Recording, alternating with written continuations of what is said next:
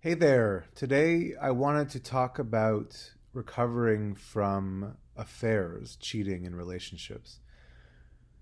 A lot of couples come to couples therapy because they've been struggling sometimes for years, or maybe a very recent injury where one partner has broken trust. And I would suspect that these kinds of feelings or the symptoms that emerge in a relationship aren't just in response to affairs. This probably applies to other injuries to trust where somebody, for whatever reason, began to hide something from the other partner. And of course, many relationships have different rules of engagement, whether it's polyamorous or having open relationships. And that's not really what I'm talking about here. Although, even in those situations, sometimes the relationship is left vulnerable to these kinds of injuries if even if there is an agreement among both parties that they might see other people. And one of the reasons for that is that our attachments, our need for safety, our longings to feel secure are extremely sophisticated.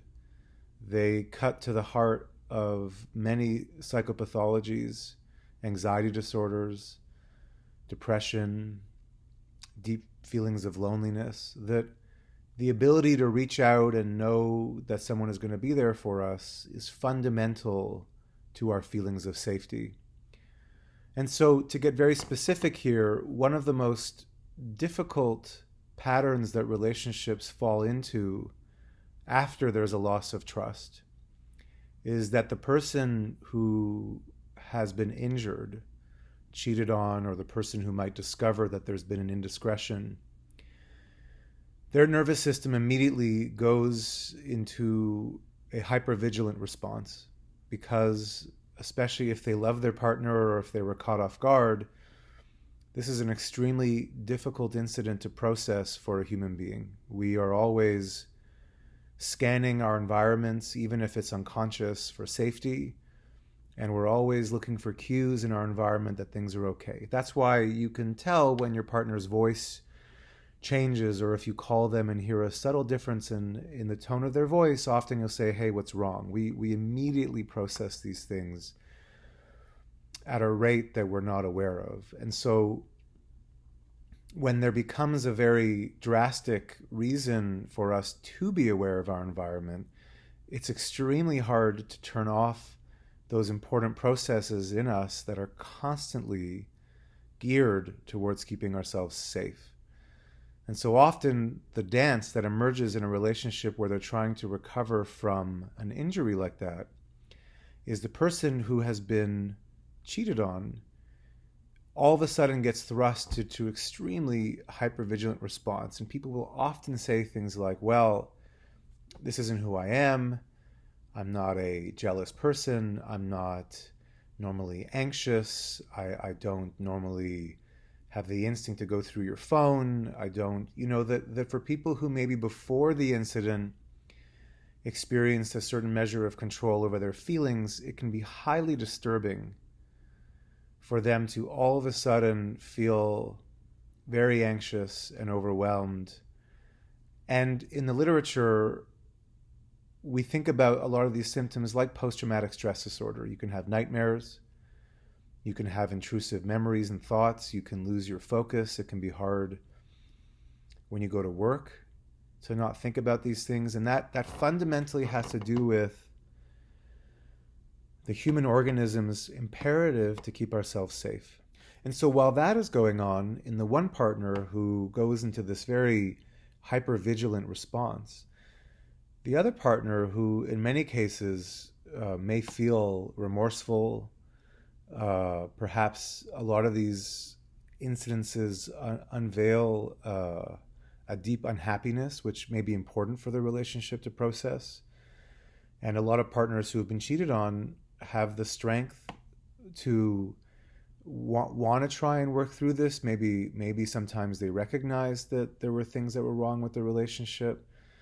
And whenever I talk about these things, I'm never apologizing for the incident that occurred, but that if a relationship is going to go through and survive something like this, there often has to be some some sense of mutual direction. If one person says, "Look, I can't recover, and we're over, and I don't feel safe with you anymore," then usually things have to change in terms of the relationship separating. But if there is a window where the partner says, "Look, I'm hurt and nervous and full of grief, but I want to understand what happened," then a roadblock that often occurs in relationships is that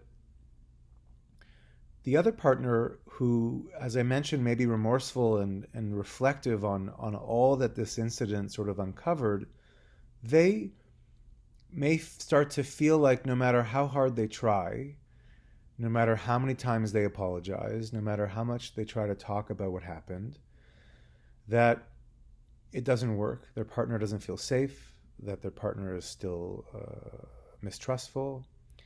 And those feelings are all legitimate, that no matter how much one tries to help their partner feel safe again, it feels like there is still this vigilance that hovers over the relationship.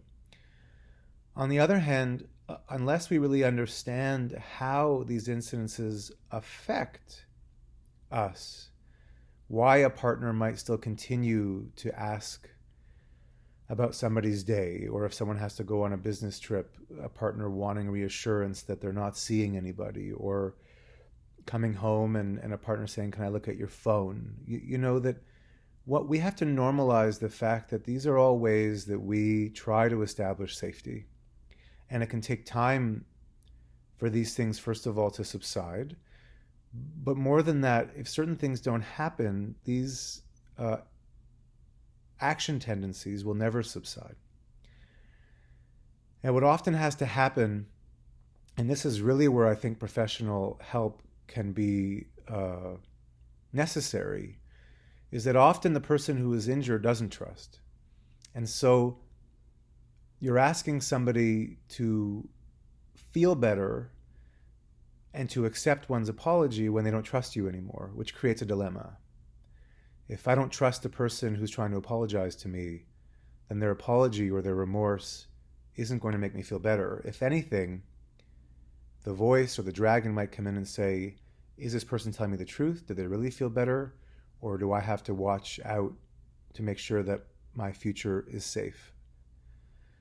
Do I need to continue to monitor our relationship and make sure that I'm not going to be found to be the fool again, and that there are things going on behind my back?" And those are very, very subtle instincts that have to be heard and understood in an embodied and close way. And so often what I see as a couples therapist in couples therapy is that there is often a session early on where the person who's been hurt tries to talk about the dilemma, that very dilemma of, yes, I want to feel better again, but my whole narrative of our relationship has been shattered, and so I don't quite know how to let you back in. And we don't rush through that, because if that conversation can't happen in a way where the offending partner can really hear it, and maybe what gets registered in that moment is a more profound sense of how the partner has been hurt. That it isn't just that they are hurt because the trust has been broken, but they're also reeling from the incident in a way where it is hard for them to slow down and feel safe again, and to even let the partner's apology in. And that in and of itself is a kind of conversation, even if it feels in the moment like it is very fragile and slow and difficult and sad.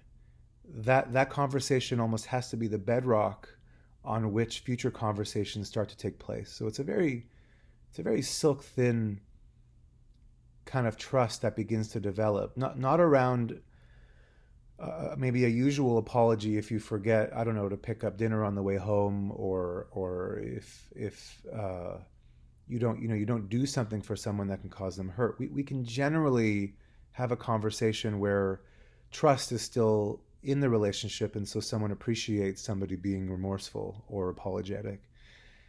Because this goes to the very nervous system around safety and connection, it can be a slow process where somebody actually begins to let their partner back in again, and before they can even accept someone as being sincere, they need to have a chance to talk about just how shattered they are vis-a-vis their sense of safety.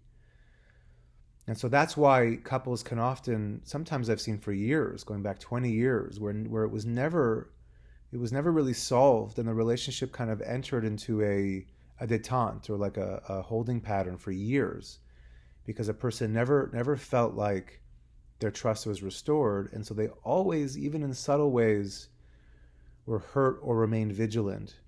And it isn't until these very profound conversations happen where someone can actually take in the fact that their partner understands what they lost. And if that can happen, then we build on that. And it also helps fundamentally with a sense of closeness and communication, which often the relationship didn't have before. And so it's like a 2-for-1 special, that not only does this incident cause upheaval, but in a way it ushers the relationship into a kind of closeness that the relationship, for what can be a host of reasons, was not able to achieve before.